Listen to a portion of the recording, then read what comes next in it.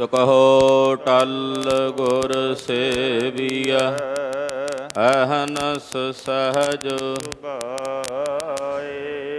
ਦਰਸ਼ਨ ਪਰਸੈ ਗੁਰੂ ਕਾ ਜਨਮ ਹੋਵੈ ਸਿਫਤ ਖਸਮ ਦੀ ਨੂਰ ਅਰਸੋਂ ਤੁਧ ਡਿਠੇ ਸੱਚੇ ਪਾਤਸ਼ਾਹ ਮਾਲ ਜਨਮ ਜਨਮ ਦੀ ਸੱਜਣ ਸੱਚਾ ਪਾਤਸ਼ਾਹੋ ਸਿਰ ਸਾਹਾਂਦੈ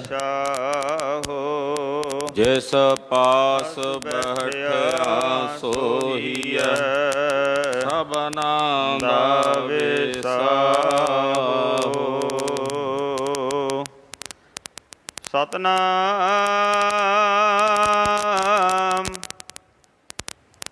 ਧੰਨ ਵਾਹਿਗੁਰੂ ਸਾਹਿਬ ਜੀਓ।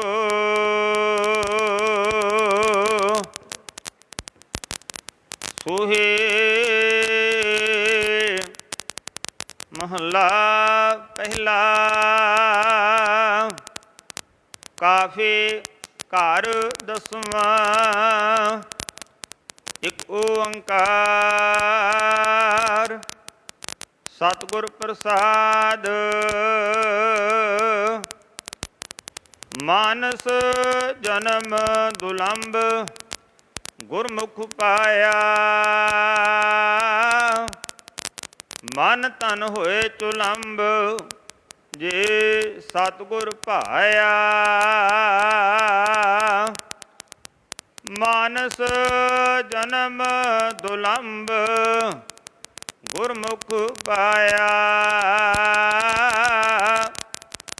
ਮਨ ਤਨ ਹੋਏ ਚੁਲੰਬ ਜੇ ਸਤਿਗੁਰ ਭਾਇਆ।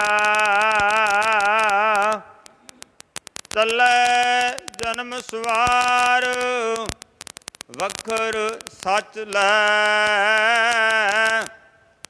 ਪਤ ਪਾਏ ਦਰਬਾਰ ਸਤਿਗੁਰ ਸ਼ਬਦ ਭੈ। ਰਹਾਉ ਮਨ ਤਨ ਸਚ ਸਲਾਹੇ ਸਾਚੇ ਮਨ ਭਾਇਆ। ਲਾਲ ਰਤਾ ਮਨ ਮਾਨਿਆ ਗੁਰਮੁਖ ਗੁਰ ਪੂਰਾ ਪਾਇਆ। ਹਉ ਜੀਵਾ ਗੁਣਸਾਰ ਅੰਤਰ ਤੂੰ ਵਸੈ। ਤੂੰ ਵਸੈ ਮਨ ਮਾਹੇ ਸਹਜੇ ਰਸ ਰਸੈ। ਮੂਰਖ ਮਨ ਸਮਝਾਏ ਆਖੋਂ ਕੇਤੜਾ। ਗੁਰਮੁਖ ਹਰ ਗੁਣ ਗਾਏ ਰੰਗ ਰੰਗੇਤੜਾ। ਨਿਤ ਨਿਤ ਹਿਰਦੈ ਸੰਭਾਲ ਪ੍ਰੀਤਮ ਆਪਣਾ। ਜੇ ਚੱਲੈ ਗੁਣ ਨਾਲ ਨਾਹੀਂ ਦੁਖ ਸੰਤਾਪਣਾ। ਮੂਰਖ ਮਨ ਮੁਖ ਭਰਮ ਭੁਲਾਣਾ ਨਾ ਤਿਸ ਰੰਗ ਹੈ। ਮਰਸੀ ਹੋਏ ਵਡਾਣਾ ਮਨ ਤਨ ਭੰਗ ਹੈ। ਗੁਰ ਕੀ ਕਾਰ ਕਮਾਏ ਲਾਹਾ ਕਰ ਆਣਿਆ। ਗੁਰਬਾਣੀ ਨਿਰਵਾਣ ਸ਼ਬਦ ਪਛਾਣਿਆ। ਇਕ ਨਾਨਕ ਕੀ ਅਰਦਾਸ ਜੇ ਤੁਧ ਭਾਵਸੇ। ਮੈਂ ਦੀਜੈ ਨਾਮ ਨਿਵਾਸ ਹਰ ਗੁਣ ਗਾਵਸੇ।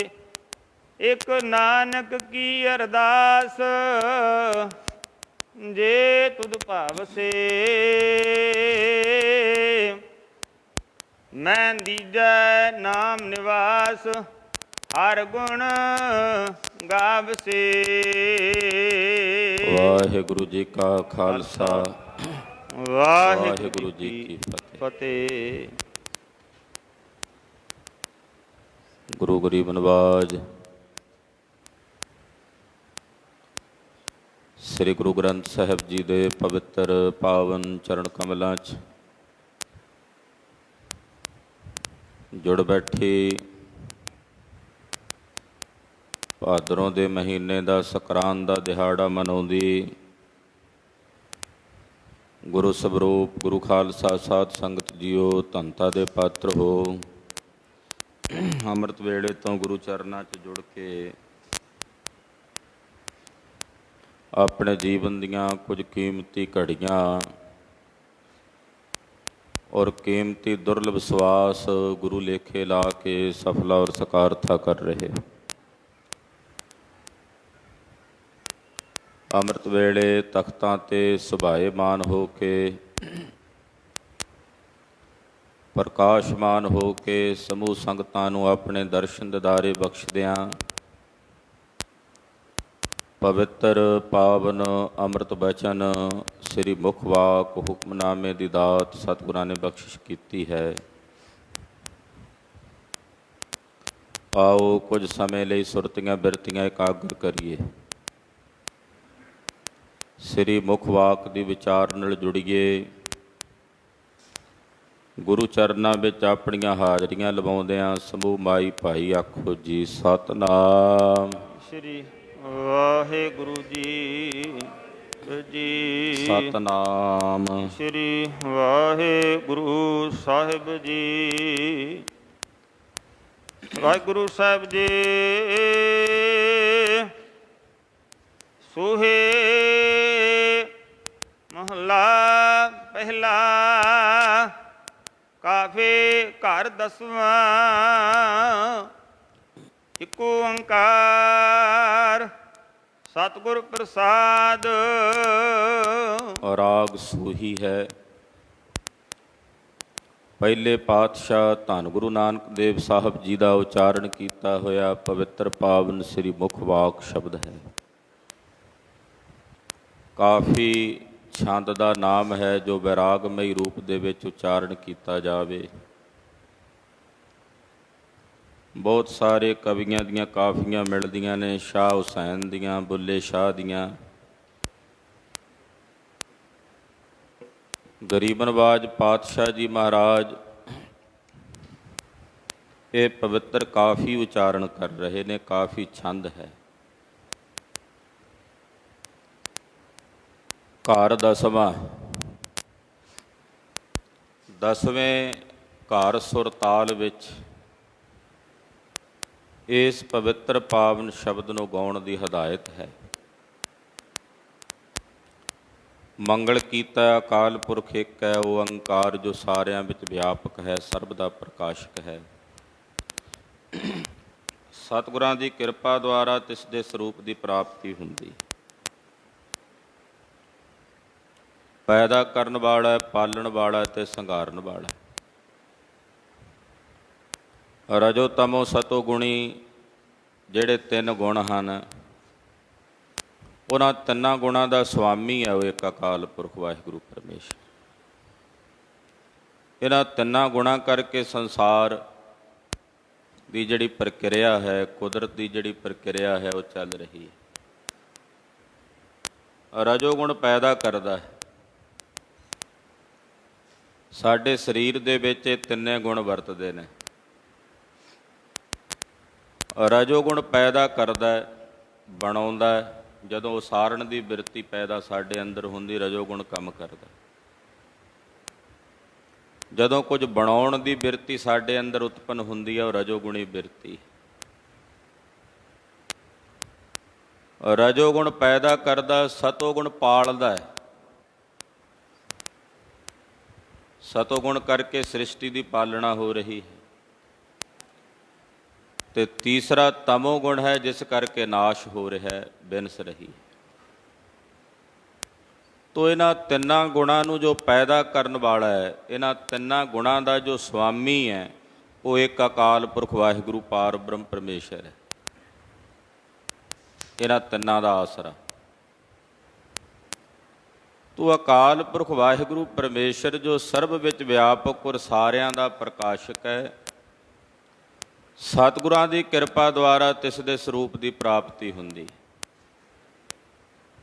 ਇਹ ਗੱਲ ਹਰ ਇੱਕ ਮਾਈ ਭਾਈ ਨੂੰ ਆਪਣੇ ਹਿਰਦੇ ਵਿੱਚ ਪੱਕੇ ਤੌਰ 'ਤੇ ਜਾਣ ਲੈਣੀ ਚਾਹੀਦੀ ਹੈ ਔਰ ਧਾਰਨ ਕਰ ਲੈਣੀ ਚਾਹੀਦੀ ਹੈ ਕਿ ਜੋ ਵੀ ਮਿਲੇਗਾ ਗੁਰੂ ਦੀ ਕਿਰਪਾ ਦੁਆਰਾ ਮਿਲੇਗਾ, ਸਾਡੀ ਆਪਣੀ ਘਾਲਣਾ ਨਾਲ, ਸਾਡੇ ਆਪਣੇ ਯਤਨਾਂ ਨਾਲ ਨਹੀਂ ਮਿਲਣਾ। ਪਰ ਅਸੀਂ ਘਾਲਣੀ ਹੈ ਕਿ ਗੁਰੂ ਦੀ ਕਿਰਪਾ ਹੋ ਜਾਏ। ਗੁਰੂ ਕਿਰਪਾ ਤੋਂ ਬਿਨਾਂ ਨਹੀਂ। ਜੇ ਸਾਹਿਬ ਮੂਲ ਮੰਤਰ ਪਹਿਲਾਂ ਮੁੱਢ ਵਿੱਚ ਉਚਾਰਦੇ ਨੇ, ਪਰਮਾਤਮਾ ਦੇ ਸਰੂਪ ਦਾ ਵਰਣਨ ਕਰਦੇ ਨੇ ਵੀ ਉਹ ਕੈਸਾ ਹੈ, ਉਹ ਨਿਰਭਉ ਹੈ, ਨਿਰਵੈਰ ਹੈ, ਅਕਾਲ ਹੈ, ਅਜੂਨੀ ਹੈ, ਤਾਂ ਫਿਰ ਨਾਲ ਹੀ ਕਹਿ ਦਿੰਦੇ ਆ ਮਿਲੇਗਾ ਕਿਵੇਂ? ਗੁਰ ਪ੍ਰਸਾਦ, ਗੁਰੂ ਦੀ ਕਿਰਪਾ ਨਾਲ। ਤੂੰ ਸਤਿਗੁਰਾਂ ਦੇ ਪ੍ਰਸਾਦ ਦੁਆਰਾ, ਗੁਰੂ ਦੀ ਕਿਰਪਾ ਦੁਆਰਾ ਤਿਸ ਨਿਰੰਕਾਰ ਵਾਹਿਗੁਰੂ ਪਰਮੇਸ਼ਰ ਦੇ ਸਰੂਪ ਦੀ ਪ੍ਰਾਪਤੀ ਹੁੰਦੀ ਹੈ। ਮਾਨਸ ਜਨਮ ਦੁਲੰਭ ਗੁਰਮੁਖ ਪਾਇਆ। ਇਹ ਮਨੁੱਖਾ ਜਨਮ ਦੁਰਲੱਭ ਹੈ, ਬਾਰ-ਬਾਰ ਨਹੀਂ ਮਿਲਦਾ। ਦੁਰਲੱਭ ਇਸ ਨੂੰ ਕਿਉਂ ਕਿਹਾ? ਕਿਉਂਕਿ ਮੁੜ ਕੇ ਜੋ ਪ੍ਰਾਪਤ ਨਾ ਹੋਵੇ, ਜਿਸ ਨੂੰ ਪ੍ਰਾਪਤ ਕਰਨਾ ਸੁਖੈਨ ਨਾ ਹੋਵੇ, ਉਸ ਨੂੰ ਦੁਰਲੱਭ ਕਹਿੰਦੇ ਹਨ। ਪਾਤਸ਼ਾਹ ਕਹਿੰਦੇ ਮਨੁੱਖਾ ਜਨਮ ਦੁਰਲੱਭ ਹੈ, ਭਗਤ ਜੀ ਵੀ ਕਹਿੰਦੇ ਆ ਦੁਰਲੱਭ ਹੈ, ਭਾਈ ਸਾਹਿਬ ਭਾਈ ਗੁਰਦਾਸ ਸਾਹਿਬ ਜੀ ਵੀ ਕਹਿੰਦੇ ਆ ਦੁਰਲੱਭ ਹੈ। ਇਹ ਬਾਰ-ਬਾਰ ਨਹੀਂ ਮਿਲਦਾ, ਬਾਰ-ਬਾਰ ਪ੍ਰਾਪਤ ਨਹੀਂ ਹੁੰਦਾ। ਪਰ ਜਿਹੜੇ ਗੁਰਮੁਖ ਨੇ ਉਹਨਾਂ ਨੇ ਆਪਣੇ ਇਸ ਜਨਮ ਨੂੰ ਸਫਲ ਕਰ ਲਿਆ, ਗੁਰਮੁਖ ਪਾਇਆ। ਗੁਰਮੁਖਾਂ ਨੇ ਆਪਣੇ ਇਸ ਜਨਮ ਦੀ ਸਫਲਤਾ ਨੂੰ ਹਾਸਲ ਕਰ ਲਿਆ, ਉਹਨਾਂ ਆਪਣੇ ਇਸ ਜਨਮ ਦੀ ਬਾਜੀ ਨੂੰ ਜਿੱਤ ਲਿਆ।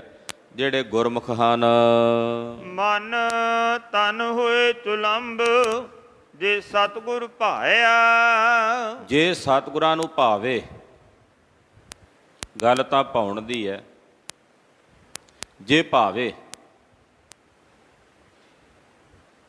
ਜਿਵੇਂ ਰਾਗ ਸਿਰ ਰਾਗ ਦੇ ਵਿੱਚ ਗੁਰਦੇਵ ਕਹਿੰਦੇ ਨੇ ਸਾਚਾ ਨਿਰੰਕਾਰ ਨਿਜ ਥਾਏ, ਸੁਣ ਸੁਣ ਆਖਣ ਆਖਣਾ, ਜੇ ਭਾਵੈ ਕਰੇ ਤਮਾਏ। ਤਮਾਏ ਦਾ ਮਤਲਬ ਹੁੰਦਾ ਤਮਾ, ਇੱਛਾ। ਜੇ ਉਹਨੂੰ ਭਾਵੇਗਾ ਤਾਂ ਸਾਡੇ ਹਿਰਦੇ 'ਚ ਇੱਛਾ ਪੈਦਾ ਹੋਵੇਗੀ ਕਿ ਅਸੀਂ ਉਹਦੀ ਸਿਫਤ ਕਰੀਏ।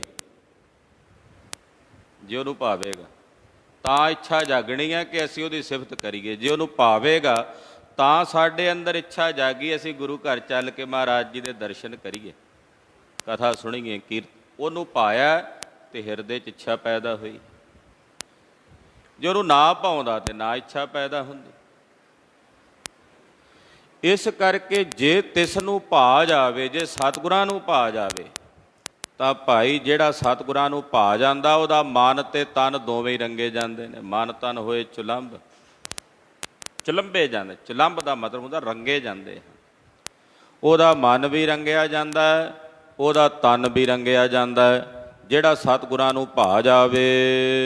ਚੱਲੇ ਜਨਮ ਸਵਾਰ ਵਖਰ ਸੱਚ ਲੈ। ਜਿਹੜੇ ਰੱਬ ਦੇ ਪਿਆਰੇ ਨੇ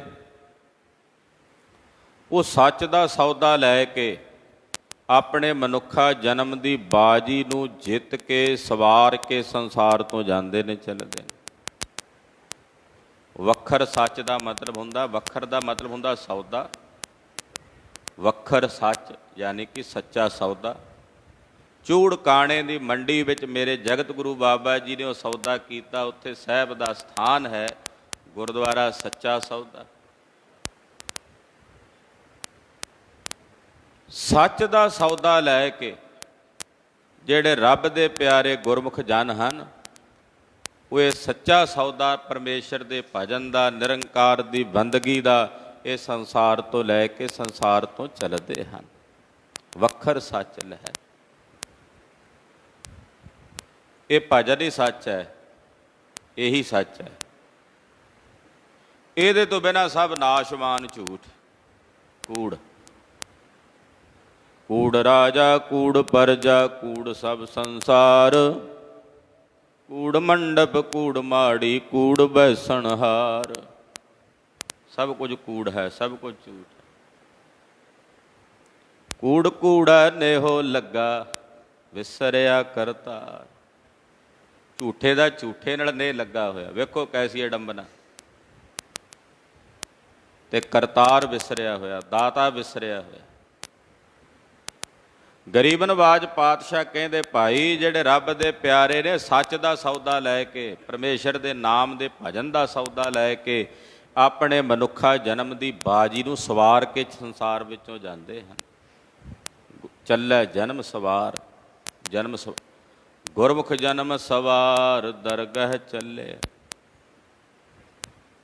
ਉਹ ਆਪਣੇ ਜਨਮ ਦੀ ਬਾਜੀ ਨੂੰ ਜਿੱਤ ਕੇ, ਜਨਮ ਨੂੰ ਸਵਾਰ ਕੇ ਸੰਸਾਰ ਤੋਂ ਜਾਂਦੇ ਹਨ। ਪਤ ਪਾਏ ਦਰਬਾਰ, ਨਿਰੰਕਾਰ ਦੇ ਦਰਬਾਰ ਵਿੱਚ, ਅਕਾਲ ਪੁਰਖ ਦੇ ਘਰ ਵਿੱਚ ਉਹਨਾਂ ਨੂੰ ਪਤ ਮਿਲਦੀ ਹੈ, ਇੱਜ਼ਤ ਪ੍ਰਾਪਤ ਹੁੰਦੀ ਹੈ। ਸਤਿਗੁਰ ਸ਼ਬਦ ਭੈ, ਜਿਹੜੇ ਗੁਰਸਿੱਖ ਨੇ ਉਹ ਸਤਿਗੁਰਾਂ ਦੇ ਸ਼ਬਦ ਦੇ ਭੈ ਵਿੱਚ ਰਹਿੰਦੇ ਆ, ਹਮੇਸ਼ਾ ਗੁਰੂ ਉਪਦੇਸ਼ ਦੇ, ਗੁਰੂ ਦੇ ਭੈ ਵਿੱਚ। ਜਿਹੜੇ ਗੁਰਮੁਖ ਨੇ ਉਹ ਸਤਿਗੁਰਾਂ ਦੇ ਸ਼ਬਦ ਦੇ ਭੈ ਵਿੱਚ ਰਹਿੰਦੇ ਆ, ਗੁਰੂ ਸ਼ਬਦ ਦੇ ਭੈ ਤੋਂ ਬਾਹਰ ਨਹੀਂ ਚੱਲਦੇ, ਆਪਣੀਆਂ ਆਪ ਹੁਦਰੀਆਂ ਨਹੀਂ ਕਰਦੇ, ਆਪਣੀਆਂ ਮਨ ਮਰਜ਼ੀਆਂ ਨਹੀਂ ਕਰਦੇ। ਸਤਿਗੁਰਾਂ ਦੇ ਸ਼ਬਦ ਦਾ ਮਤਲਬ ਹੁੰਦਾ ਉਪਦੇਸ਼। ਜੋ ਉਪਦੇਸ਼ ਗੁਰਦੇਵ ਨੇ ਦਿੱਤਾ ਹੈ, ਉਸ ਉਪਦੇਸ਼ ਦੇ ਭੈ ਵਿੱਚ, ਡਰ ਵਿੱਚ। ਉਰੇ ਡਰ ਐਸਾ ਨਹੀਂ, ਆਮ ਕਰਕੇ ਅਸੀਂ ਜਦੋਂ ਡਰਦੇ ਹਾਂ ਨਾ ਤੇ ਸਾਡੀ ਬੁੱਧੀ ਦੇ ਉੱਤੇ ਇੱਕਦਮ ਸੰਕੀਰਣਤਾ ਬਣ ਜਾਂਦੀ ਹੈ, ਬੁੱਧੀ ਸਾਡੀ ਇੱਕਦਮ ਸੰਕੋਚੀ ਜਾਂਦੀ ਹੈ। ਇੱਕਦਮ ਜਦੋਂ ਅਚਾਨਕ ਡਰ ਜਾਈਏ ਤੇ ਬੁੱਧੀ ਸਾਡੀ ਸੋਚਣ ਸਮਝਣ ਦੀ ਸ਼ਕਤੀ ਨੂੰ ਖਤਮ ਕਰ ਦਿੰਦੀ। ਡਰੇ ਹੋਏ ਮਨੁੱਖ ਦੀ ਬੁੱਧੀ ਬਿਲਕੁਲ ਰੁਕ ਜਾਂਦੀ ਹੈ, ਉਹਦੀ ਬੁੱਧੀ ਦਾ ਵਿਸਥਾਰ ਨਹੀਂ ਹੁੰਦਾ। ਹੁਣ ਕੋਈ ਆਖੇ ਵੀ ਜਿਹੜਾ ਸਤਿਗੁਰਾਂ ਦੇ ਸ਼ਬਦ ਦੇ ਭੈ 'ਚ ਚੱਲੇਗਾ ਫਿਰ ਉਹਦੀ ਬੁੱਧੀ ਵੀ ਰੁਕ ਜਾਏਗੀ, ਨਹੀਂ, ਇਹ ਨਿਰਮਲ ਭੈ ਹੈ। ਇਸ ਨਿਰਮਲ ਭੈ ਵਿੱਚ ਜਦੋਂ ਸਤਿਗੁਰਾਂ ਦੇ ਸ਼ਬਦ ਦੇ ਭੈ ਵਿੱਚ ਗੁਰਸਿੱਖ ਵਿਚਰਦਾ ਤੇ ਉਹਦੀ ਬੁੱਧੀ ਦਾ ਵਿਕਾਸ ਹੁੰਦਾ, ਉਹਦੀ ਸੁਰਤ ਦਾ ਵਿਕਾਸ ਹੁੰਦਾ, ਔਰ ਉਹ ਆਪਣੇ ਜੀਵਨ ਦੇ ਪ੍ਰਯੋਜਨ ਨੂੰ ਸਮਝ ਲੈਂਦਾ। ਉਹਦੇ ਅੰਦਰ ਗੁਰ ਸ਼ਬਦ ਦੀ ਵਿਚਾਰ ਚੱਲਦੀ ਹੈ, ਸਤਿਗੁਰਾਂ ਦੇ ਸ਼ਬਦ ਦੀ ਵਿਚਾਰ ਅਨੁਸਾਰ ਉਹ ਆਪਣੇ ਜੀਵਨ ਨੂੰ ਢਾਲਦਾ ਹੈ। ਰਹਾਉ ਮਨ ਤਨ ਸਚ ਸਲਾਹੇ, ਸਾਚੇ ਮਨ ਭਾਇਆ। ਰੱਬ ਦੇ ਪਿਆਰੇ ਮਨ ਕਰਕੇ, ਤਨ ਕਰਕੇ ਉਸ ਸੱਚ ਸਰੂਪ ਅਕਾਲ ਪੁਰਖ ਪਰਮੇਸ਼ਰ ਨੂੰ ਸਲਾਹੁੰਦੇ ਹਨ, ਵਾਹਿਗੁਰੂ ਦੀਆਂ ਸਿਫਤਾਂ ਕਰਦੇ ਹਨ, ਔਰ ਉਹ ਸੱਚੇ ਦੇ ਮਨ ਨੂੰ ਭਾ ਗਏ ਨੇ, ਸੱਚੇ ਦੇ ਮਨ ਦੇ ਵਿੱਚ ਆ ਕੇ ਵਸ ਗਏ ਹਨ। ਲਾਲ ਰਤਾ ਮਨ ਮਾਨਿਆ, ਗੁਰ ਪੂਰਾ ਪਾਇਆ। ਜਿਨ੍ਹਾਂ ਨੇ ਪੂਰਾ ਗੁਰੂ ਪ੍ਰਾਪਤ ਕੀਤਾ ਉਹਨਾਂ ਦਾ ਉਸ ਵਾਹਿਗੁਰੂ ਪਰਮੇਸ਼ਰ ਦੇ ਪ੍ਰੇਮ ਦੇ ਰੰਗ ਵਿੱਚ ਮਨ ਰੰਗਿਆ ਗਿਆ।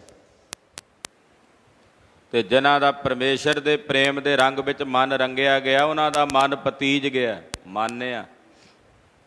ਉਹਨਾਂ ਦਾ ਮਨ ਰਜ਼ਾਮੰਦ ਹੋ ਗਿਆ ਸਤਿਗੁਰਾਂ ਦੇ ਸ਼ਬਦ ਵਿੱਚ। ਹੋ ਜੀਵਾ ਗੁਣਸਾਰ, ਅੰਤਰ ਤੂੰ ਵਸੈ। ਹੇ ਵਾਹਿਗੁਰੂ, ਮੈਂ ਤੇਰੇ ਗੁਣਾਂ ਨੂੰ ਸਾਰ ਸੰਭਾਲ ਕੇ ਜੀਵਦਾ, ਤੇਰੇ ਗੁਣਾਂ ਨੂੰ ਸੰਭਾਲ ਕੇ, ਯਾਨੀ ਕਿ ਤੇਰੇ ਗੁਣਾਂ ਨੂੰ ਗਾਇਨ ਕਰਕੇ ਜੀਵਦਾ ਹਾਂ। ਮੇਰੇ ਅੰਦਰ ਹੇ ਵਾਹਿਗੁਰੂ ਤੂੰ ਵਸਦਾ ਹੈ। ਤੂੰ ਵਸੈ ਮਨ ਮਾਹੇ, ਸਹਜੇ ਰਸ ਰਸੈ। ਤੂੰ ਮੇਰੇ ਹਿਰਦੇ ਵਿੱਚ, ਮੇਰੇ ਮਨ ਵਿੱਚ ਵਸਦਾ ਹੈ, ਸਹਜੇ ਰਸ ਰਸੈ। ਤੇ ਜਿਨ੍ਹਾਂ ਦੇ ਹਿਰਦੇ 'ਚ ਤੂੰ ਵਸਦਾ ਦਾਤਿਆ, ਉਹ ਗਿਆਨ ਦੇ ਮਹਾਰਸ ਦੇ ਵਿੱਚ ਰਸੇ ਰਹਿੰਦੇ ਹਨ। ਸਹਜੇ ਦਾ ਮਤਲਬ ਹੁੰਦਾ ਗਿਆਨ। ਗਿਆਨ ਦੀ ਤੁਰਿਆ ਅਵਸਥਾ ਦੇ ਵਿੱਚ, ਉਸ ਰਸ ਦੇ ਵਿੱਚ ਉਸ ਰਸ ਨੂੰ ਮਾਣਦੇ ਹਨ। ਮੂਰਖ ਮਨ ਸਮਝਾਏ, ਆਖੂੰ ਕਿਤੜਾ। ਮੈਂ ਆਪਣੇ ਇਸ ਮੂਰਖ ਮਨ ਨੂੰ ਸਮਝਾਉਂਦਾ ਹਾਂ ਕਿ ਨਹੀਂ ਕੁਝ ਆਖਦਾ ਮਨਾ, ਸਮਝ ਜਾ। ਅਜਹੁ ਸਮਝ ਕਛ ਬਿਗੜਿਓ ਨਾ ਹਨ। ਬਹੁਤ ਕਹਿਣਾ ਮਨਾ, ਹਾਲੇ ਨਹੀਂ ਕੁਝ ਵਿਗੜਿਆ, ਹਾਲੇ ਵੀ ਸੰਭਲ ਜਾ। ਮੈਂ ਆਪਣੇ ਇਸ ਮੂਰਖ ਮਨ ਨੂੰ ਸਮਝਾਉਂਦਾ। ਬਹੁਤ ਕੁਝ ਆਖਦਾ, ਐਸਾ ਨਹੀਂ ਕਿ ਮੈਂ ਆਪਣੇ ਇਸ ਮਨ ਨਾਲ ਗੱਲ ਨਹੀਂ ਕਰਦਾ। ਜਗਿਆਸੂ ਜਿਹੜੇ ਨੇ ਉਹ ਆਪਣੇ ਮਨ ਨੂੰ ਸਮਝਾਉਂਦੇ। ਛੱਡੋ ਮਨਾ,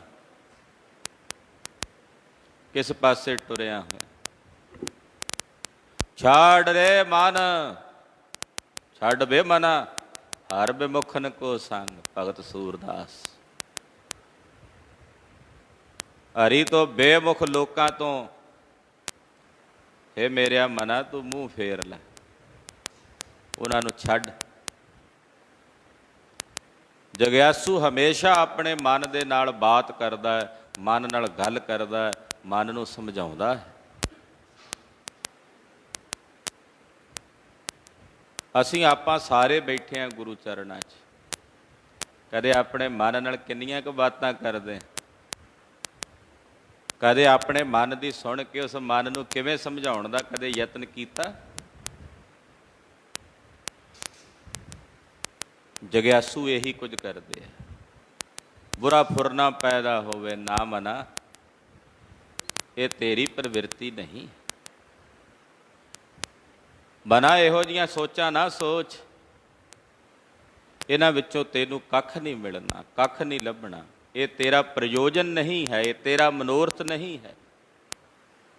ਕਹਿੰਦੇ ਮੈਂ ਆਪਣੇ ਮੂਰਖ ਮਨ ਨੂੰ ਸਮਝਾਉਂਦਾ ਹਾਂ, ਬਹੁਤ ਕੁਝ ਆਖ ਕੇ ਸਮਝਾਉਂਦਾ ਹਾਂ। ਗੁਰਮੁਖ ਹਰ ਗੁਣ ਗਾਏ ਰੰਗ ਰੰਗੇਤੜਾ। ਜਿਹੜੇ ਗੁਰਮੁਖ ਨੇ, ਮੈਂ ਆਪਣੇ ਮਨ ਨੂੰ ਕਹਿਣਾ ਮਨਾ, ਜਿਹੜੇ ਗੁਰਮੁਖ ਨੇ ਉਹ ਹਰੀ ਦੇ ਗੁਣ ਗਾਉਂਦੇ ਆ। ਰੰਗ ਰੰਗੇਤੜਾ, ਵਾਹਿਗੁਰੂ ਪਰਮੇਸ਼ਰ ਅਕਾਲ ਪੁਰਖ ਦੇ ਪ੍ਰੇਮ ਦੇ ਰੰਗ ਦੇ ਵਿੱਚ ਰੰਗੇ ਹੋਏ ਉਹ ਵਾਹਿਗੁਰੂ ਪਰਮੇਸ਼ਰ ਦੇ ਗੁਣਾਂ ਨੂੰ ਗਾਉਂਦੇ ਹਨ। ਨਿਤ ਨਿਤ ਹਿਰਦੈ ਸਮਾਲ ਪ੍ਰੀਤਮ ਆਪਣਾ। ਏ ਮੇਰਿਆ ਮਨਾ, ਨਿਤ ਸੰਭਾਲ, ਨਿਤ ਨਿਤ। ਤਦੇ ਗੁਰਦੇਵ ਨੇ ਸਾਨੂੰ ਨਿਤ ਨੇਮ ਬਖਸ਼ਿਆ ਗੁਰਬਾਣੀ ਦਾ, ਵੀ ਨਿਤ ਹੀ ਸੰਭਾਲ, ਨਿਤ।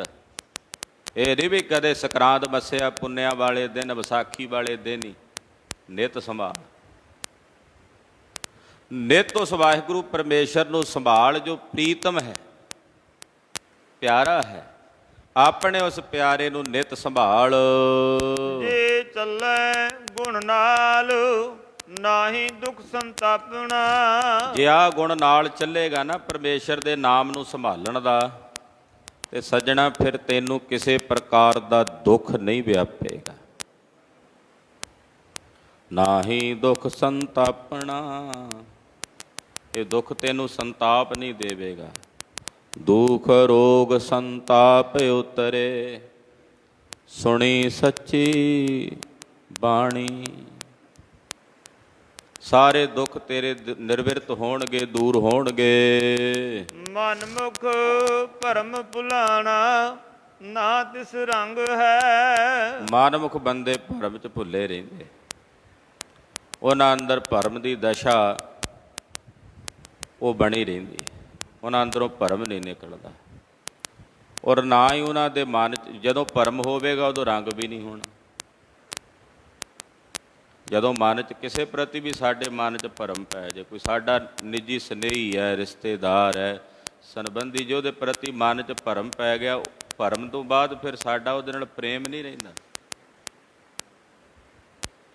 ਫਿਰ ਹਾਂ ਮੂੰਹ ਮੁਲਾਜ਼ਾ ਤਾਂ ਭਵੇਂ ਹੋਵੇ ਉਹਦੇ ਨਾਲ, ਮੂੰਹ ਦੀਆਂ ਮਿੱਠੀਆਂ ਗੱਲਾਂ ਤਾਂ ਭਵੇਂ ਹੋਣ, ਹਿਰਦੇ 'ਚ ਪ੍ਰੇਮ ਨਹੀਂ ਹੁੰਦਾ ਜਦੋਂ ਭਰਮ ਹੀ ਪੈ ਗਿਆ ਵੀ ਇਹ ਬੰਦਾ ਮੇਰੇ ਲਈ ਨੁਕਸਾਨਦਾਈ, ਇਹ ਮੇਰਾ ਭਲਾ ਨਹੀਂ ਸੋਚਦਾ, ਮੇਰਾ ਬੁਰਾ ਕਰਨ ਵਾਲਾ। ਕਈ ਵਾਰ ਅਸੀਂ ਆਪਣੇ ਨਾਲ ਹਿੱਤ ਕਰਨ ਵਾਲੇ, ਜਿਹੜਾ ਸਾਡਾ ਭਲਾ ਲੋਚਦਾ ਹੁੰਦਾ, ਸਾਡਾ ਭਲਾ ਕਰਦਾ ਹੁੰਦਾ, ਉਹਦੇ ਪ੍ਰਤੀ ਵੀ ਭਰਮ ਪਾਲ ਲੈਂਦੇ ਹਾਂ ਵੀ ਇਹ ਬੰਦਾ ਸਾਡਾ ਦੁਖੀ ਹੈ। ਕਈ ਵਾਰ ਐਸਾ ਵੀ ਹੁੰਦਾ। ਹੁਣ ਜਿਹੜਾ ਬੰਦਾ ਸਾਡਾ ਭਲਾ ਲੋਚਦਾ ਹੈ ਉਹ ਸਾਨੂੰ ਮਾੜਾ ਕਰਨ ਤੋਂ ਟੋਕਦਾ, ਅਸੀਂ ਕਹਿੰਦੇ ਹਾਂ ਵੀ ਇਹ ਬੰਦਾ ਸਾਡਾ ਮਿੱਤ ਹੈ। ਭਰਮ ਪੈ ਗਿਆ ਵੀ ਇਹ ਮੈਨੂੰ ਟੋਕਾ ਟਾਕੀ ਕਰਦਾ, ਇਹ ਬੰਦਾ ਮੇਰਾ ਵਿਰੋਧੀ ਹੈ, ਮੇਰਾ ਦੁਸ਼ਮਣ ਹੈ। ਭਰਮ ਪੈ ਗਿਆ। ਜਿਸ ਪ੍ਰਤੀ ਵੀ ਭਰਮ ਪੈ ਜਾਏ ਫਿਰ ਪ੍ਰੇਮ ਨਹੀਂ ਰਹਿੰਦਾ। ਇਸਤਰੀ ਦਾ ਪਤੀ ਪ੍ਰਤੀ ਭਰਮ ਪੈ ਗਿਆ ਵੀ ਇਹ ਮੇਰੇ ਲਈ ਸੁਹਿਰਦ ਨਹੀਂ ਹੈ, ਇਹ ਆਚਰਣ ਤੋਂ ਵੀ ਹੋਣਾ, ਤਾਂ ਪ੍ਰੇਮ ਖਤਮ ਹੈ। ਪਤੀ ਦਾ ਇਸਤਰੀ ਪ੍ਰਤੀ ਭਰਮ ਪੈ ਜਾਏ ਤਾਂ ਉਹਦੇ ਅੰਦਰ ਵੀ ਪ੍ਰੇਮ ਭਾਵ ਖਤਮ ਹੈ। ਪੁੱਤਰ ਦਾ ਪਿਤਾ ਪ੍ਰਤੀ ਭਰਮ ਪੈ ਜਾਏ ਤੇ ਪਿਤਾ ਨੂੰ ਪੁੱਤਰ ਪ੍ਰਤੀ ਭਰਮ ਪੈ ਜਾਏ ਵੀ ਉਜਾੜੂ ਹੈ, ਪ੍ਰੇਮ ਭਾਵ ਖਤਮ। ਜਿੱਥੇ ਭਰਮ ਆਵੇਗਾ ਉੱਥੇ ਪ੍ਰੇਮ ਨਹੀਂ ਹੋਵੇਗਾ, ਤੇ ਜਿੱਥੇ ਪ੍ਰੇਮ ਹੋਵੇਗਾ ਉੱਥੇ ਭਰਮ ਨਹੀਂ ਹੋਵੇਗਾ। ਆਖੋ ਸਤਿਨਾਮ ਸ੍ਰੀ ਵਾਹਿਗੁਰੂ। ਜਿੱਥੇ ਪ੍ਰੇਮ ਆ ਉੱਥੇ ਭਰਮ ਨਹੀਂ, ਉੱਥੇ ਕਾਹਦਾ ਭਰਮ? ਉੱਥੇ ਤੇ ਫਿਰ ਭਰਮ ਦੀ ਨਿਰਵਿਰਤੀ ਹੋ ਜਾਂਦੀ ਹੈ।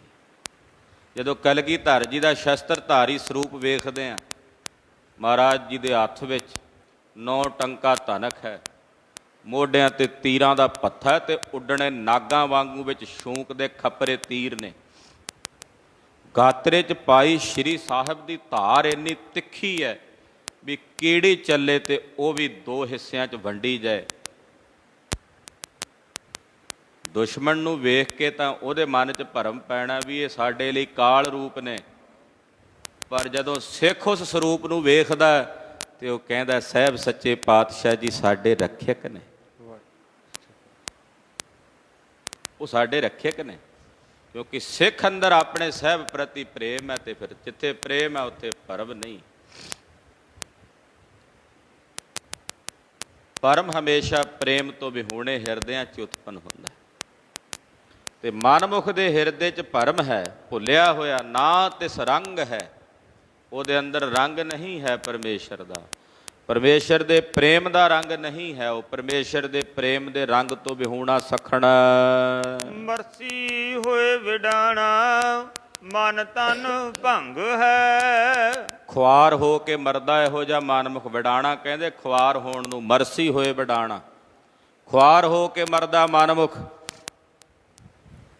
ਔਰ ਉਹਦਾ ਮਨ ਤੇ ਤਨ ਭੰਗ ਹੈ, ਯਾਨੀ ਕਿ ਨਿਸ਼ਫਲ ਹੈ, ਕਿਸੇ ਕੰਮ ਦਾ ਨਹੀਂ। ਗੁਰ ਕੀ ਕਾਰ ਕਮਾਏ ਲਾਹਾ ਘਰ ਆਣਿਆ।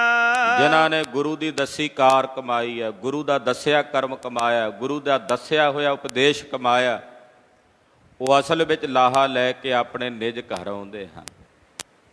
ਉਹ ਆਪਣੇ ਨਿਜ ਘਰ ਆਉਂਦੇ ਨੇ, ਉਹ ਅਸਲ ਲਾਹਾ ਲੈ ਕੇ ਜਿਸ ਲਾਹੇ ਨੂੰ ਲੈਣ ਵਾਸਤੇ ਇਸ ਜੀਵ ਦਾ ਜਨਮ ਹੋਇਆ। ਗੁਰਬਾਣੀ ਨਿਰਵਾਣ ਸ਼ਬਦ ਪਛਾਣਿਆ। ਗੁਰਸਿੱਖ ਨੇ ਗੁਰੂ ਕੀ ਅੰਮ੍ਰਿਤਮਈ ਗੁਰਬਾਣੀ ਦੇ ਨਾਲ ਉਸ ਨਿਰਵਾਣ ਅਕਾਲ ਪੁਰਖ ਵਾਹਿਗੁਰੂ ਪਰਮੇਸ਼ਰ ਬ੍ਰਹਮ ਨੂੰ ਪਛਾਣਿਆ ਹੈ। ਇੱਕ ਨਾਨਕ ਕੀ ਅਰਦਾਸ ਜੇ ਤੁਧ ਭਾਵਸੇ। ਮਹਾਰਾਜ ਮੇਰੀ ਇੱਕ ਅਰਦਾਸ ਹੈ, ਜਗਤ ਗੁਰੂ ਗੁਰੂ ਨਾਨਕ ਸਾਹਿਬ ਕਹਿੰਦੇ, ਜੇ ਤੈਨੂੰ ਭਾਵੇ ਮੇਰੀ ਤੇਰੇ ਚਰਨਾਂ ਵਿੱਚ ਅਰਦਾਸ ਹੈ। ਇੱਕ ਅਰਦਾਸ ਹੈ, ਮੈਂ ਦੀਜੈ ਨਾਮ ਨਿਵਾਸ ਹਰ ਗੁਣ ਗਾਵਸੇ। ਅਰਦਾਸ ਕੀ ਹੈ ਮਹਾਰਾਜ? ਕਿ ਮੈਨੂੰ ਆਪਣੇ ਅੰਮ੍ਰਿਤ ਨਾਮ ਦਾ ਨਿਵਾਸ ਬਖਸ਼ੋ, ਮੈਂ ਹਰ ਵੇਲੇ ਤੁਹਾਡੇ ਗੁਣਾਂ ਨੂੰ ਗਾਵਾਂ। ਰਵਿੰਦਰ ਨਾਥ ਟੈਗੋਰ ਜੀ ਨੇ ਇੱਕ ਅਰਦਾਸ ਦਾ ਜ਼ਿਕਰ ਕੀਤਾ। ਉਹ ਕਹਿੰਦੇ ਮੈਂ ਕੇਵਲ ਇੱਕੋ ਅਰਦਾਸ ਕਰਦਾ ਅਕਾਲ ਪੁਰਖ ਕਿ ਮੇਰੀ ਐਸੀ ਕੋਈ ਵੀ ਅਰਦਾਸ ਕਬੂਲ ਨਾ ਕਰਿਓ ਜਿਹਦੇ ਵਿੱਚ ਮੇਰਾ ਭਲਾ ਨਾ ਹੋਵੇ। ਮੇਰੀ ਐਸੀ ਕੋਈ ਵੀ ਅਰਦਾਸ ਕਬੂਲ ਨਾ ਕਰਿਓ ਜਿਹਦੇ ਵਿੱਚ ਮੈਂ ਕਿਸੇ ਦਾ ਬੁਰਾ ਮੰਗਾ, ਜਾਂ ਜਿਸ ਵਿੱਚ ਮੈਂ ਕੇਵਲ ਆਪਣੇ ਨਿਜ ਸਵਾਰਥ ਨੂੰ ਵੇਖਾਂ। ਬਾਲਕ ਨੂੰ ਕਿਆ ਪਤਾ ਵੀ ਮੈਂ ਕੀ ਮੰਗਣਾ, ਕਈ ਵਾਰ ਉਹ ਚੀਜ਼ਾਂ ਵੀ ਮੰਗ ਲੈਂਦਾ। ਮਾਂ ਬਾਪ ਨੇ ਵੇਖਣਾ ਵੀ ਇਹ ਮੇਰੇ ਬੱਚੇ ਲਈ ਯੋਗ ਹੈ। ਹੇ ਪ੍ਰਭੂ, ਮੇਰੀ ਇੱਕ ਅਰਦਾਸ ਹੈ ਤੁਹਾਡੇ ਚਰਨਾਂ 'ਚ ਕਿ ਮੇਰੇ ਹਿਰਦੇ ਵਿੱਚ ਆਪਣੇ ਨਾਮ ਦਾ ਨਿਵਾਸ ਬਖਸ਼ੋ। ਹੇ ਹਰਿ ਜੀ, ਮੈਂ ਤੁਹਾਡੇ ਗੁਣਾਂ ਨੂੰ ਗਾਵਾਂ। ਅੱਜ ਭਾਦਰੋਂ ਦੀ ਸੰਕਰਾਂਤ ਦਾ ਦਿਨ ਹੈ, ਪਾਵਸ ਰਿਤੂ ਦਾ, ਮੀਂਹ ਦੀ ਰੁੱਤ ਦਾ ਇਹ ਦੂਸਰਾ ਮਹੀਨਾ। 6 ਰੁੱਤਾਂ 'ਚੋਂ ਇਹ ਪਾਵਸ ਰੁੱਤ ਹੈ। ਭਾਦਰੋਂ ਦੇ ਦੁਆਰਾ ਮਹਾਰਾਜ ਜੀ ਉਪਦੇਸ਼ ਬਖਸ਼ਿਸ਼, ਆਪਾਂ ਭਾਦਰੋਂ ਕਹਿ ਦਿੰਦੇ ਹਾਂ। ਗੁਰਦੇਵ ਨੇ ਜਿਹੜਾ ਇਹਦਾ ਮੁੱਖ ਰੂਪ ਵਿੱਚ ਨਾਮ ਹੈ ਉਹ ਭਾਦੋਏ ਲਿਖਿਆ। ਆਓ ਸਰਵਣ ਕਰੀਏ ਮਹਾਰਾਜ ਜੀ ਦੇ ਮੁਖਵਾਕ ਚੋਂ ਉਚਾਰਨ ਕੀਤਾ ਹੋਇਆ ਪਾਵਨ ਬਚਨ ਹਾਜ਼ਰੀ ਲਵਾਉਂਦੇ ਆਖੀਏ ਜੀ ਸਤਨਾਮ ਸ੍ਰੀ ਵਾਹਿਗੁਰੂ ਜੀ। ਵਾਹਿਗੁਰੂ ਸਾਹਿਬ ਜੀ। ਭਾਦੋਏ ਭਰਮ ਭੁਲਾਣੀਆਂ ਦੂਜੈ ਲੱਗਾ ਹੇਤ। ਭਾ ਦੋਏ ਦੂਜਾ ਭਾ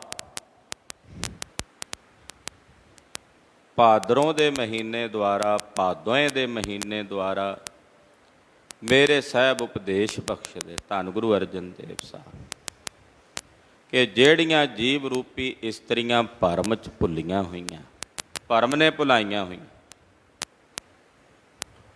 ਤੇ ਭਰਮ ਚ ਭੁਲਾਈਆਂ ਹੋਈਆਂ ਜੀਵ ਰੂਪੀ ਇਸਤਰੀਆਂ ਦੇ ਹਿਰਦਿਆਂ ਵਿੱਚ ਦੂਜੇ ਦਾ ਹੇਤ ਲੱਗਾ ਹੋਇਆ, ਇੱਕ ਨੂੰ ਛੱਡ ਕੇ ਦੂਜੇ ਦਾ ਹੇਤ ਲੱਗਾ ਹੋਇਆ।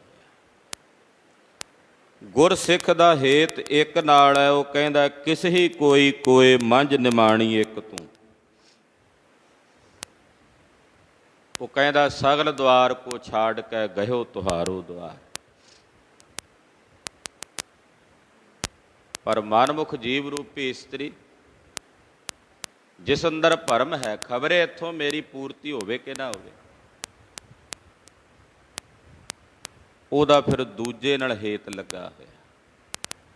ਦੂਜੇ ਜਿਹੜੇ ਨਾਸ਼ਵਾਨ ਨੇ, ਦੂਜੇ ਜੋ ਬਿਨਸਣ ਵਾਲੇ ਨੇ, ਉਹਨਾਂ ਨਾਲ ਤਿੰਨਾਂ ਜੀਵ ਰੂਪੀ ਇਸਤਰੀਆਂ ਦਾ ਹੇਤ ਹੈ। ਲੱਖ ਸ਼ਿੰਗਾਰ ਬਣਾਇਆ ਕਾਰਜ ਨਾਹੀ ਕੇਤ। ਹੁਣ ਜਦੋਂ ਦੂਜੇ ਨਾਲ ਹੇਤ ਲੱਗਾ ਹੋਵੇ ਤੇ ਲੱਖਾਂ ਸ਼ਿੰਗਾਰ ਬਣਾਏ ਹੋਣ ਕਿਹੜੇ ਕੰਮ ਦੇ। ਮੰਨ ਲਓ ਕਿ ਕੋਈ ਇਸਤਰੀ ਆਪਣੇ ਪਤੀ ਨਾਲੋਂ ਆਪਣੀ ਸੁਰਤ ਤੋੜ ਕੇ ਕਿਸੇ ਬਗਾਨੇ ਪੁਰਖ ਦੇ ਨਾਲ ਆਪਣਾ ਹੇਤ ਲਾ ਲਵੇ ਤੇ ਜਿੰਨੇ ਮਰਜ਼ੀ ਸ਼ਿੰਗਾਰ ਕਰੀ ਜੋ ਕਿਸੇ ਕੰਮ ਦੇ ਹਨ। ਆਪਣੇ ਨਿਰੰਕਾਰ ਸਾਹਿਬ ਦਾ ਪੱਲਾ ਛੱਡ ਕੇ ਦੂਜੇ ਨਾਲ ਹੇਤ ਲਾ ਕੇ, ਦੂਜੇ ਤੋਂ ਭਾਵ ਸੰਸਾਰੀਆਂ ਨਾਲ, ਸੰਸਾਰ ਦੇ ਸੰਬੰਧੀਆਂ ਨਾਲ ਹੇਤ ਲਾ ਲਵੇ ਤੇ ਉੱਦਾਂ ਕਹੇ ਜੀ ਮੈਂ ਤਾਂ ਕੰਮ ਬੜੇ ਚੰਗੇ ਕਰਦਾ, ਬੜੇ ਬੜੇ ਵਧੀਆ ਕਰਮ ਕਰਦਾ, ਉਹ ਚੰਗੇ ਸ਼ਿੰਗਾਰ ਜਿੰਨੇ ਮਰਜ਼ੀ ਕਰੀ ਜਾਏ ਲੱਖਾਂ ਹੀ, ਉਹ ਕਿਸ ਕੰਮ ਦੇ? ਉਹ ਕਿਸੇ ਕਰ ਸ਼ਿੰਗਾਰ ਬਹਿ ਪਖਿਆਰੀ, ਉਹ ਕਿਸੇ ਕੰਮ ਦੇ ਨਹੀਂ ਹੈ। ਹਾਂਜੀ। ਜਿਤ ਦਿਨ ਦੇ ਬਿਨਸ ਸੇ ਤਿਤ ਵੇਲੇ ਕੈਸਨ ਪ੍ਰੇਤ। ਜਿਨ੍ਹਾਂ ਨਾਲ ਹੇਤ ਲਾਇਆ ਹੋਇਆ, ਸੁਣ ਲੈ ਹੁਣ ਉਹਨਾਂ ਬਾਰੇ ਵੀ ਪੰਜਵੇਂ ਪਾਤਸ਼ਾਹ ਕਹਿੰਦੇ ਵੀ ਜਿਸ ਪਰਮੇਸ਼ਰ ਨੂੰ ਛੱਡ ਕੇ ਤੂੰ ਜਿਨ੍ਹਾਂ ਨਾਲ ਹੇਤ ਲਾਈ ਬੈਠਾ, ਹੁਣ ਉਹਨਾਂ ਬਾਰੇ ਵੀ ਸੁਣ। ਜਦੋਂ ਤੇਰੀ ਇਹ ਦੇਹ ਬਿਨਸਣੀ ਹੈ, ਬਿਨਸਣੀ ਤਾਂ ਹੈ ਹੀ ਹੈ, ਇਹਦੇ 'ਚ ਕੋਈ ਦੋ ਰਾਏ ਦੁਬਦਾ ਤਾਂ ਨਹੀਂ, ਕੋਈ ਦੁਚਿੱਤੀ ਦੀ ਬਾਤ ਤਾਂ ਨਹੀਂ ਹੈ। ਇਹ ਦੇਹ ਤਾਂ ਇੱਕ ਨਾ ਇੱਕ ਦਿਨ ਬਿਨਸਣੀ ਹੈ। ਇਹ ਨਹੀਂ ਪਤਾ ਕਿਵੇਂ ਬਿਨਸੇ, ਤਾਂ ਮੇਰਾ ਮਾਲਕ ਜਾਣੇ, ਪਰ ਇਹ ਬਿਨਸਣੀ। ਪਰ ਪਾਤਸ਼ਾਹ ਕਹਿੰਦੇ ਜਦੋਂ ਬਿਨਸਣੀ ਹੈ ਤੇ ਜਿਨ੍ਹਾਂ ਨਾਲ ਤੂੰ ਹੇਤ ਲਾਈ ਬੈਠਾ, ਤਿਤ ਦਿਨ ਉਸੇ ਵੇਲੇ ਇਹਨਾਂ ਨੇ ਪ੍ਰੇਤ ਕਹਿਣਾ ਸ਼ੁਰੂ ਕਰ ਦੇਣਾ, ਪਵਿੱਤਰ ਹੈ। ਜੇ ਹੱਥ ਵੀ ਲਾਉਣਗੇ ਸਾਬਣ ਨਾਲ ਧੋਣਗੇ, ਉਸੇ ਵੇਲੇ। ਪ੍ਰੇਤ ਦਾ ਮਤਲਬ ਪਵਿੱਤਰ। ਜੇ ਸੁਪਨੇ 'ਚ ਵੀ ਆ ਗਿਆ ਤਾਂ ਪ੍ਰੇਤ ਆਇਆ ਸੀ, ਇਹ ਨਹੀਂ ਕਹਿੰਦੇ ਬਾਪੂ ਆਇਆ ਸੀ। ਉਹਦੀ ਆਤਮਾ ਭੂਤ ਬਣ ਕੇ ਆਈ ਸੀ, ਚੱਲ ਪਿਆ ਕਿਸੇ ਬਾਬੇ ਕੋਲ। ਉਹਨੇ ਆਖਿਆ ਤੁਹਾਡੇ ਹੀ ਘਰ ਦਾ ਕੋਈ ਮਰਿਆ ਬਜ਼ੁਰਗ ਹੈ। ਹੁਣ ਕਿਹੜੇ ਘਰ ਦੇ ਵਿੱਚ ਬਜ਼ੁਰਗ ਨਹੀਂ ਮਰਿਆ ਹੁੰਦਾ? ਹਾਂਜੀ ਹਾਂਜੀ,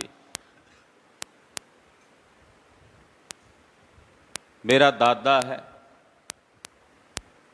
ਪਿਤਾ ਹੈ, ਉਹ ਆਇਆ ਸੀ ਸੁਪਨੇ 'ਚ। ਕਿ ਜੇ ਕੋਈ ਮਰਿਆ ਵਿਅਕਤੀ ਸਾਡੇ ਸੁਪਨੇ 'ਚ ਆ ਜਾਏ, ਕਿ ਉਹ ਪ੍ਰੇਤ ਹੈ, ਕਿ ਉਹ ਭੂਤ ਹੈ? ਨਹੀਂ। ਉਸ ਪ੍ਰਤੀ ਜੋ ਸਾਡੇ ਅੰਦਰ ਸੰਸਕਾਰ ਨੇ, ਜੋ ਸਾਡੇ ਜ਼ਿਹਨ ਵਿੱਚ ਸੁਰਤੀ ਦੇ ਵਿੱਚ ਹਨ, ਸਾਨੂੰ ਭਾਵੇਂ ਭੁੱਲੇ ਹੋਏ ਨੇ, ਉਹਨਾਂ ਸੰਸਕਾਰਾਂ ਦਾ ਸਾਡੀ ਸੁਪਨ ਨਾੜੀ ਦੇ ਵਿੱਚ ਭਾਵ ਆਇਆ। ਸੁੱਤੇ ਪਿਆਂ ਦੇ ਸੁਪਨਾ ਵਿੱਚ ਉਹ ਆ ਗਏ, ਉਹਨਾਂ ਦੀ ਸ਼ਕਲ ਦੇ ਸਕੇ।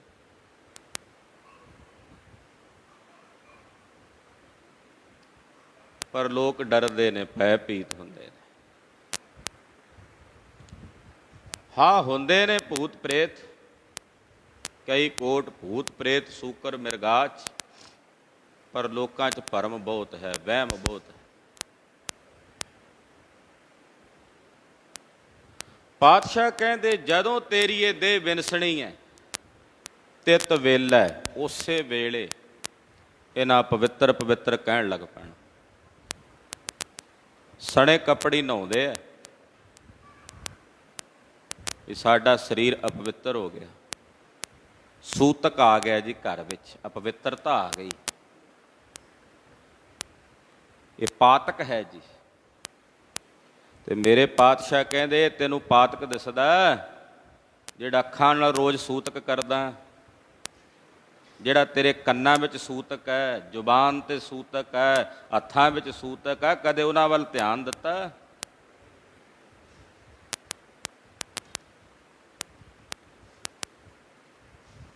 ਪਾਤਸ਼ਾਹ ਕਹਿੰਦੇ ਫਿਰ ਸੱਜਣਾ ਤੂੰ ਕਿਹਨਾਂ ਨਾਲ ਹੇਤ ਲਾਈ ਬੈਠਾ? ਜਿਹੜੇ ਆਖਣਗੇ ਪੁੱਤਰ ਖਲੋਤਾ ਦਹਲੀਗ ਤੇ ਆਖੇਗਾ ਛੇਤੀ ਕਰੋ। ਕਲਗੀਧਰ ਸਵਾਮੀ ਲਿਖਦੇ ਆ, ਦਸਮੇਸ਼ ਪਿਤਾ, ਪਾਤਸ਼ਾਹ ਕਹਿੰਦੇ ਬੇਗ ਨਿਕਾਰੋ ਆਏ ਸਦਾ, ਛੇਤੀ ਕਰੋ ਭਾਈ। ਦੂਰੋਂ ਆਏ ਨੇ ਰਿਸ਼ਤੇਦਾਰ, ਉਹਨਾਂ ਵਾਪਸ ਪਰਤਣਾ, ਛੇਤੀ ਕਰੋ। ਬੇਗ ਨਿਕਾਰੋ ਆਏ, ਸਾਰੇ ਆਗਿਆ ਦੇਣਗੇ, ਸਾਰੇ ਹੁਕਮ ਕਰਨਗੇ। ਤੇ ਕਹਿੰਦੇ ਫਿਰ ਤੂੰ ਐਸਾ ਨਹੀਂ, ਮੇਰੇ ਪਾਤਸ਼ਾਹ ਕਹਿੰਦੇ ਕਿ ਤੂੰ ਇਹਨਾਂ ਨੂੰ ਛੱਡ ਛੜਾ ਕੇ ਚਲਾ ਜਾ ਕਿਤੇ ਦੂਰ। ਮੇਰੇ ਪਾਤਸ਼ਾਹ ਤਾਂ ਆਪ ਗ੍ਰਸਥ ਧਰਮ 'ਚ ਰਹੇ ਹੈ, ਪਰ ਇਹਨਾਂ ਨਾਲ ਹੀ ਹੇਤ ਲਾ ਕੇ ਤੈਨੂੰ ਦਿਨ ਰਾਤ ਰੱਬ ਹੀ ਭੁੱਲਿਆ ਰਹੇ। ਤੂੰ ਕਦੇ ਗੁਰੂ ਘਰ ਨਾ ਆਵੇਂ, ਤੂੰ ਕਦੇ ਸੇਵਾ ਨਾ ਕਰੇ, ਤੂੰ ਸਿਮਰਨ ਨਾ ਕਰੇ।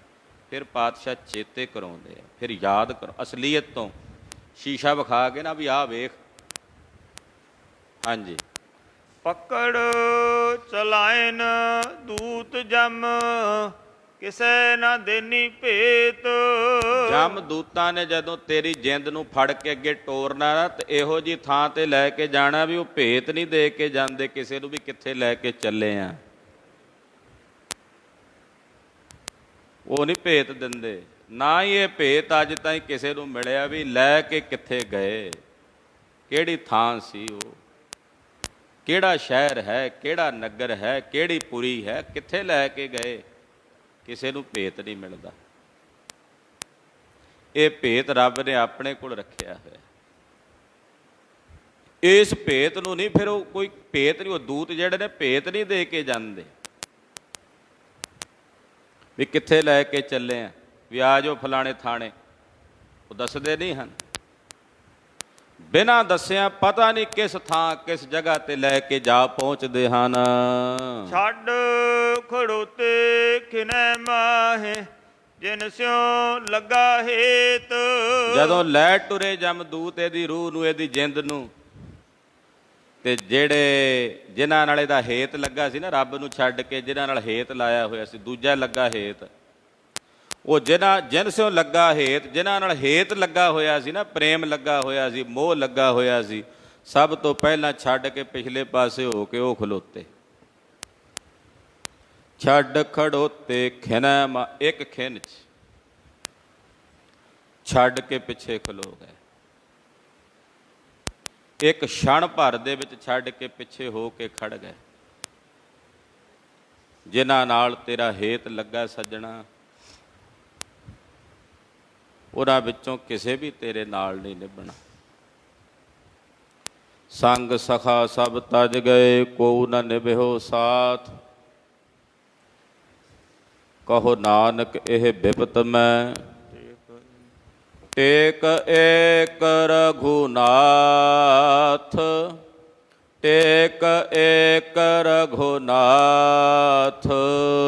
ਟੇਕ ਏਕ ਰਘੁਨਾਥ। ਰਘੁਨਾਥ ਟੇਕ ਏਕ ਰਘੁਨਾਥ ਟੇਕ ਏਕ ਰਘੁਨਾਥ ਟੇਕ ਏਕ ਰਘੁਨਾਥ ਟੇਕ ਏਕ ਰਘੁਨਾਥ ਟੇਕ ਏਕ ਰਘੁਨਾਥ ਉਸ ਨਿਰੰਕਾਰ ਵਾਹਿਗੁਰੂ ਵਿਧਾਤੇ ਤੋਂ ਬਿਨਾਂ ਹੋਰ ਕੋਈ ਟੇਕ ਨਹੀਂ। ਇਹਨਾਂ ਵਿੱਚੋਂ ਤਾਂ ਮੇਰੇ ਪਾਤਸ਼ਾਹ ਕਹਿੰਦੇ ਇੱਕ ਖਿੰਨ ਵਿੱਚ ਹੀ ਸਾਰਿਆਂ ਨੇ ਛੱਡ ਕੇ ਪਿੱਛੇ ਹੋ ਕੇ ਖਲੋ ਜਾਣਾ, ਜਿਨ੍ਹਾਂ ਨਾਲ ਤੇਰਾ ਹੇਤ ਲੱਗਾ ਹੋਇਆ। ਹੱਥ ਮਰੋੜੈ ਤਨ ਕਪੇ ਸਿਆਹੋ ਹੋਆ ਸੇਤ। ਹੱਥ ਮਰੋੜਦਾ ਹੈ, ਸਰੀਰ ਕੰਬਦਾ ਹੈ, ਕਦੇ ਤਨ ਡਰ ਨਾਲ ਕਾਲਾ ਹੁੰਦਾ ਹੈ, ਕਦੇ ਚਿੱਟਾ ਪੈ ਜਾਂਦਾ, ਇੱਕ ਰੰਗ ਬਦਲਦਾ, ਇੱਕ ਰੰਗ ਜਾਂਦਾ, ਇੱਕ ਆਉਂਦਾ। ਜਦੋਂ ਨਿਮਾਣੀ ਜਿੰਦੇ ਦੇ ਹੱਡਾਂ ਨੂੰ ਕੁੜਕਾ ਕੇ ਕੱਢੀ ਜਾਂਦੀ ਨੇ ਕੰਗਰੋੜ ਚੋਂ, ਰੀੜ ਦੀ ਹੱਡੀ ਚੋਂ, ਹੱਡਾਂ ਕੋ ਕੁੜਕਾਏ, ਤਾਂ ਉਸ ਵਕਤ ਇਹ ਦਸ਼ਾ ਹੁੰਦੀ। ਦਇਆਨੰਦ ਸੁਆਮੀ ਇਹ ਵੀ ਕਹਿੰਦੇ ਆ, ਜਦੋਂ ਜਵਾਨੀ ਸੀ ਉਦੋਂ ਹੱਥ ਮਰੋੜਦਾ, ਕਹਿੰਦਾ ਮੇਰੀਆਂ ਬਾਹਾਂ 'ਚ ਇੰਨਾ ਬਲ ਹੈ, 2.5 ਕੁਆਂਟਲ ਦਾ ਵਜ਼ਨ ਚੁੱਕ ਕੇ ਇਹਨਾਂ ਬਾਹਾਂ ਦੇ ਨਾਲ ਮੈਂ ਆਪਣਾ ਬਲ ਪੂਰਦਾ। ਉਸ ਬਲ ਤੇ ਮਾਣ ਹੁੰਦਾ ਜਵਾਨੀ ਦੀ ਦਸ਼ਾ 'ਚ। ਜਦੋਂ ਜਵਾਨੀ ਉਦੋਂ ਹੱਥ ਮਰੋੜਦਾ ਸੀ ਗੁੱਸੇ ਵਿੱਚ ਆ ਕੇ, ਰੋਹ ਵਿੱਚ ਆ ਕੇ। ਜਦੋਂ ਬੁਢੇਪਾ ਆਇਆ ਫਿਰ ਤਨ ਕੰਬਣ ਲੱਗਾ, ਤਨ ਕੱਪੇ। ਇਹ ਜਿਹੜੇ ਬਜ਼ੁਰਗ ਨੇ, ਨੌਜਵਾਨਾਂ ਨੂੰ ਵੇਖ ਲੈਣਾ ਚਾਹੀਦਾ ਵੀ ਇਹ ਵੀ ਕਦੇ ਸਾਡੇ ਵਾਂਗੂ ਜਵਾਨ ਸੀਗੇ।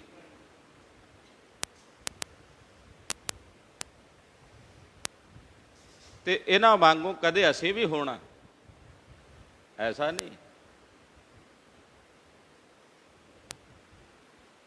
ਤੇ ਮਾਣ ਨਾ ਕਰੇ, ਜਵਾਨੀ ਦੇ ਨਸ਼ੇ 'ਚ ਮਗਰੂਰ ਨਾ ਹੋਇਆ ਫਿਰੇ। ਖੜਾ ਜਵਾਨੀ ਦੇ ਨਸ਼ੇ ਵਿੱਚ ਇੱਕ ਮਗਰੂਰ ਨੌਜਵਾਨ ਤੁਰੇ ਜਾਂਦੇ ਬਜ਼ੁਰਗ ਨੂੰ ਇੱਕ ਮਸ਼ਕਰੀ ਕਰਦਾ ਕੋਲ ਖੜਿਆ। ਅਕਸਰ ਕਈ ਵਾਰ ਵੇਖਣ 'ਚ ਆਉਂਦਾ ਨੌਜਵਾਨ ਬਜ਼ੁਰਗਾਂ ਨੂੰ ਮਸ਼ਕਰੀਆਂ ਕਰਦੇ, ਉਹਨਾਂ ਦਾ ਸਤਿਕਾਰ ਕਰਨ ਦੀ ਬਜਾਏ। ਚਲੋ ਬੁੱਢੜਿਆ ਤੈਨੂੰ ਕੀ ਪਤਾ। ਉਸ ਬੁੱਢੜੇ ਨੇ ਜਿੰਨੀਆਂ ਬਾਰਿਸ਼ਾਂ ਵੇਖੀਆਂ ਨੇ ਸੱਜਣਾ, ਤੂੰ ਤਾਂ ਹਾਲੇ ਪੈਦਾ ਹੀ ਹੁਣ ਹੋਇਆ।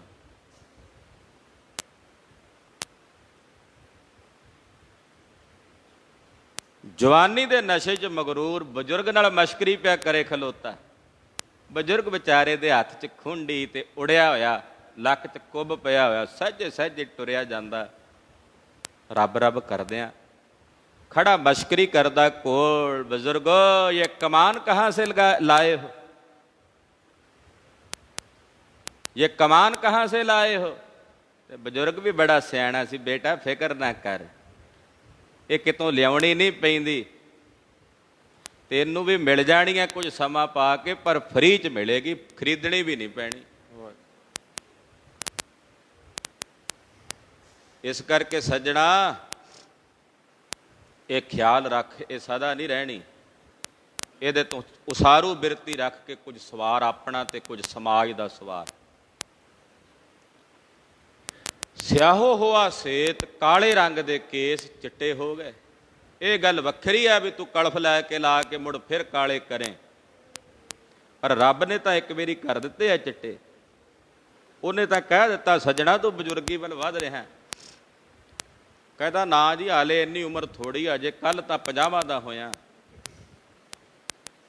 ये तो उदा ही रेशा जिहा रहिंदा शरीर नूं, तां जाके दाड़ा चिट्टा हो गया। तो मैनू एक काली ਕਲਫ ਜਿਹੜੀ ਹੈ ਲਾਣੀ ਪੈਂਦੀ ਹੈ।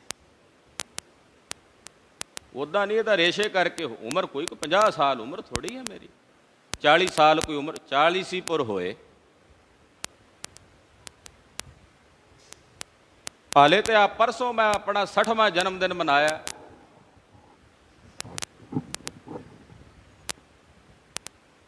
ਇਹ ਗੱਲ ਵੱਖਰੀ ਹੈ, ਪਰ ਰੱਬ ਨੇ ਤਾਂ ਕਾਲਿਆਂ ਤੋਂ ਸਿਆਹ ਸੇਤ ਚਿੱਟੇ ਕੀਤੇ ਆ।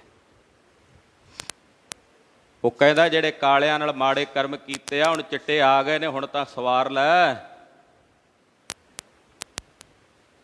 ਕਾਲੀ ਜਿਹੜੀ ਨਾ ਰਾਵ ਹੈ ਉਹ ਧੌਲੀ ਰਾਵ ਹੈ ਕੋਏ, ਹੁਣ ਤਾਂ ਸੁਧਰ ਜਾ। ਕਿਤੇ ਐਸਾ ਨਾ ਹੋਵੇ ਬਾਲ ਜਵਾਨੀ ਤੇ ਬਿਰਧ ਪੁਨਾ ਤਿੰਨੇ ਅਵਸਥਾਵਾਂ ਤੂੰ ਪਰਮੇਸ਼ਰ ਦੇ ਭਜਨ ਤੋਂ ਅਜਾਈ ਬਿਰਥ ਗਵਾ ਲਵੇਂ।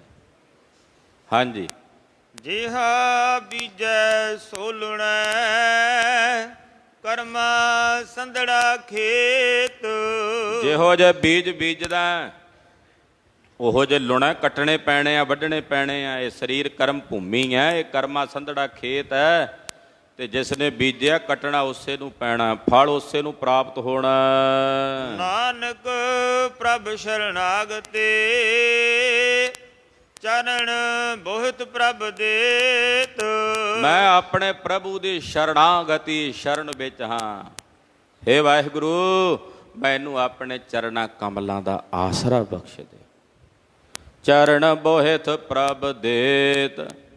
ਮਹਾਰਾਜ ਮੈਨੂੰ ਆਪਣੇ ਚਰਨਾਂ ਦਾ ਜਹਾਜ਼ ਬਖਸ਼ ਦਿਓ। ਸੇ ਭਾਦੋਏ ਨਰਕ ਨਾ ਪਾਈਐ ਗੁਰ ਰੱਖਣ ਵਾਲਾ ਹੇਤ।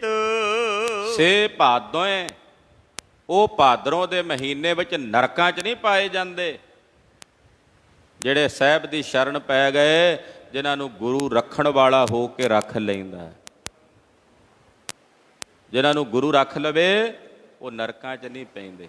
ਮਹਾਰਾਜ ਕਿਰਪਾ ਕਰੋ, ਸਾਨੂੰ ਰੱਖ ਲਓ। ਭਜਨ ਕਰਦਿਆਂ, ਸੇਵਾ ਸਿਮਰਨ ਕਰਦਿਆਂ ਇਹ ਸੁੱਖਾਂ ਦਾ ਮਹੀਨਾ ਬਤੀਤ ਹੋਵੇ।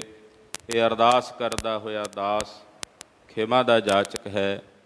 ਪਾਤਸ਼ਾਹ ਦੀ ਪਵਿੱਤਰ ਪਾਵਨ ਬਾਣੀ ਅਗਾਧ ਬੋਧ ਹੈ।